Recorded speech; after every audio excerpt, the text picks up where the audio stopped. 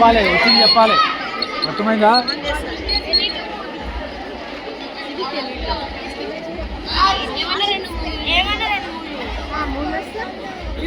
వచ్చినప్పుడు నిలబడి చెప్పాలి.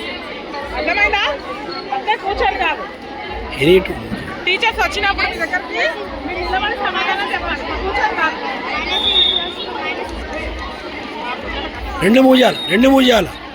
రెండు మూజాలు